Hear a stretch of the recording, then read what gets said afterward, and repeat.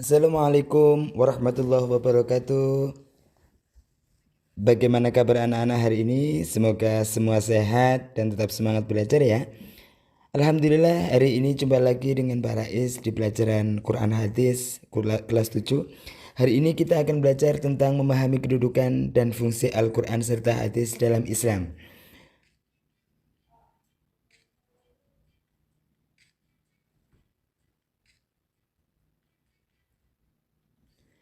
Anak-anak, sebagai khalifah di muka bumi, manusia memiliki banyak tugas kewajiban yang harus dilaksanakan. Dalam pelaksanaannya, tentu manusia membutuhkan pegangan atau pedoman. Allah Subhanahu wa Ta'ala telah menurunkan pedoman utama bagi manusia, yaitu kitab suci Al-Quran. Selain itu, Nabi Muhammad juga meninggalkan warisan sebagai sumber rujukan kedua setelah Al-Quran, yaitu hadis. Dari segi bahasa, Al-Quran merupakan bentuk masdar dari kata kerja qara'a yaqra'u Qur'anan, yang artinya adalah bacaan atau sesuatu yang dibaca berulang-ulang. Sedangkan menurut istilah, Al-Quran berarti kitab suci umat Islam yang berisi firman Allah Subhanahu wa Ta'ala dan diturunkan kepada Nabi Muhammad SAW melalui perantara malaikat Jibril serta membacanya bernilai ibadah. Pengertian tersebut sesuai dengan firman Allah Subhanahu wa Ta'ala. A'udzu billahi minasyaitonir rajim. Bismillahirrahmanirrahim. Wal Qur'anil Hakim innaka laminal mursalin ala siratim mustaqim tanzilal azizir rahim. Yang artinya, demi Al-Qur'an yang penuh hikmah, sungguh engkau Muhammad adalah salah seorang dari rasul-rasul yang berada di atas jalan yang lurus sebagai wahyu yang diturunkan oleh Allah yang Maha Perkasa, Maha Penyayang.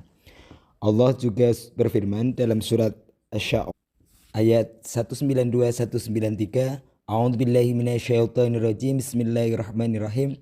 Wa innahu latanzilu rabbil alamin nazala bihir ruhul amin.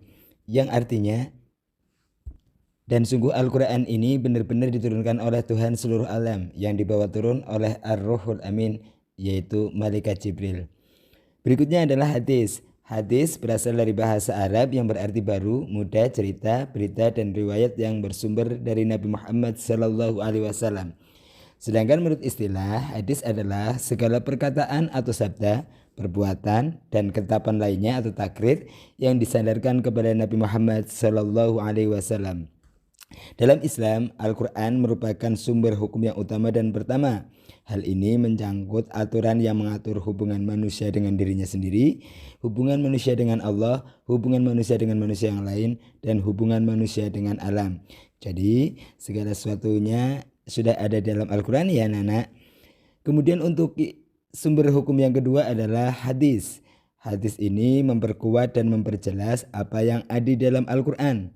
Di dalam hadis juga ada rincian terhadap Al-Quran yang bersifat global atau hukum aturan-aturan yang tidak ada dalam Al-Quran.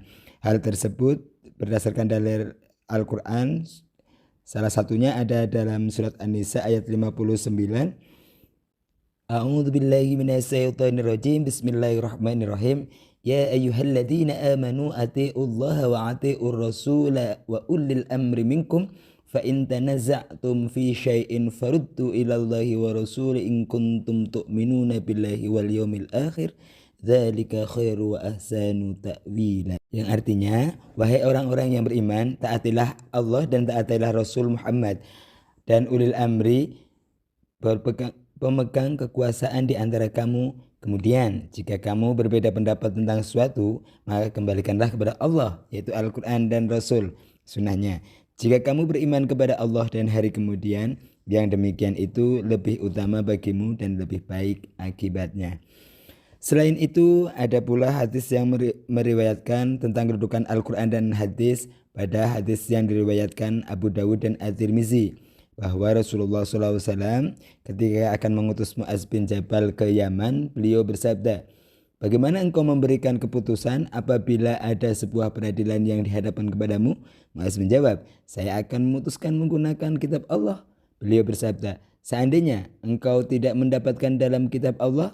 Mu'adz menjawab, saya akan kembali kepada sunnah Rasulullah SAW. Beliau bersabda lagi, seandainya engkau tidak mendapatkan dalam sunnah Rasulullah SAW serta dalam kitab Allah, Muaz menjawab, saya akan berijtihad menggunakan pendapat saya dan saya tidak akan mengurangi. Kemudian Rasulullah menepuk dadanya berkata, segala puji bagi Allah yang telah memberikan petunjuk kepada utusan Rasulullah yang melakukan apa yang membuat senang Rasulullah. Nah, jadi jelas ya bahwa segala permasalahan sudah ada penyelesaiannya dalam Al-Quran dan hadis. Jadi untuk yang pertama, untuk pedoman kita adalah Al-Quran. Selanjutnya kita akan membahas tentang fungsi Al-Quran. Fungsi Al-Quran yang pertama adalah sebagai petunjuk dan dasar pengetahuan bagi orang yang beriman. Ini ada dalam Quran surat Al-A'raf ayat 52. Jadi anak-anak, dalam Al-Quran sudah ada ilmu pengetahuan, misalnya asal-usul terbentuknya manusia, asal-usul terbentuknya bumi, dan lain sebagainya. Kemudian merupakan tempat kembali suatu masalah. Hal ini ada dalam surat An-Nisa ayat 59. Jadi ketika ada permasalahan dalam kehidupan, untuk penyelesaiannya ada di dalam Al-Quran. Kemudian Al-Quran juga berfungsi sebagai jalan kebenaran dan keselamatan. Hal ini ada dalam surat Al-Ma'idah ayat 16. Jadi barang siapa yang berpedoman pada Al-Quran, maka ia akan selamat di dunia maupun di akhirat.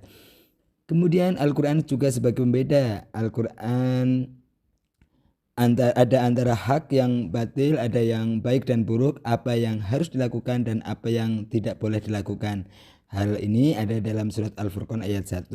Kemudian Al-Quran berfungsi juga sebagai obat atau sifat. Hal tersebut ada dalam surat Yunus ayat 57. Jadi ketika kita gelisah, kita tidak tenang, maka kita jika membaca Al-Quran kita akan mendapat ketenangan. Kemudian sebagai sumber hukum kedua, hadis memiliki beberapa fungsi. Yang pertama, menjelas isi Al-Quran. Jadi ketika ada sebuah perintah dalam Al-Quran, maka akan diperkuat atau diperjelas lagi oleh hadis. Contohnya adalah perintah Allah dalam Quran surat Al-Ma'idah ayat 6. Di sana sebelum melaksanakan sholat, kita diperintahkan oleh Allah membasuh wajah, tangan sampai siku, kemudian membasuh kepala, kemudian membasuh kedua kaki sampai kedua mata kaki. Hal tersebut dikuatkan oleh hadis Rasulullah. Rasulullah SAW bersabda, tidak diterima sholat orang berhadas sampai ia berwudu. Di sini merupakan penegasan atau penguatan. Yang kedua, hadis berfungsi untuk menafsirkan isi Al-Quran. Nah, ada beberapa isi Al-Quran, untuk perinciannya berada di hadis. Contohnya adalah Quran surat Al-Ma'idah ayat 38. Pada ayat tersebut Allah memerintahkan hukuman untuk memotong tangannya pada pencuri. Kemudian Nabi memberikan batasan bahwa yang dipotong dari pergelangan tangan. Yang ketiga, hadis memberi kepastian hukum Islam yang tidak ada di dalam Al-Quran. Biasanya Al-Quran hanya menerangkan pokok-pokoknya saja. Contohnya mengenai zakat fitrah. Dalam hadis riwayat Muslim itu dijelaskan Rasulullah SAW mewajibkan zakat fitrah untuk umat Islam pada bulan Ramadan yang sebesarnya adalah 1 sok kurma atau gandum untuk setiap orang. Baik orang itu merdeka, bebas, atau yang merdeka atau yang bukan merdeka, laki-laki ataupun perempuan. Jadi pada ayat Al-Quran dijelaskan untuk perintah mengeluarkan zakat, kemudian untuk perinciannya atau syarat-syarat zakat fitrahnya ada di dalam hadis. Berikutnya kita akan membahas tentang cara memfungsikan Al-Quran dan hadis dalam kehidupan. Yang pertama, menjadikan Al-Quran dan hadis sebagai pedoman dalam kehidupan pribadi. Pak Rais ambil contoh peran sebagai pelajar. Di sini kita akan membahas sebagai pelajar, kita harus memiliki keyakinan dan pantang menyerah untuk mencapai cita-cita yang bertujuan kepada kebaikan. Dan tak kalah penting adalah kepentingan akhirat. Kemudian belajar dengan rajin dan tekun dalam mempelajari Al-Quran dan hadis. Yang kedua, Al-Quran dan hadis sebagai pedoman dalam kehidupan rumah tangga atau keluarga. Dalam Al-Quran dan hadis sudah dijelaskan ada hak dan kewajiban masing-masing anggota keluarga. Misalnya sebagai seorang anaknya, dalam seorang harus selalu berusaha menyenangkan hati kedua orang tua, selalu mendoakan kedua orang tua saat orang tua masih hidup ataupun ketika orang tua sudah meninggal. Kemudian sebagai seorang suami atau ayah yang berkewajiban untuk membimbing keluarganya agar senantiasa ingat kepada Allah Subhanahu wa taala, membiasakan untuk musyawarah pada anggota keluarga untuk mencari jalan keluar ketika ada permasalahan dan menafkahi kebutuhan keluarga dengan rezeki yang halal.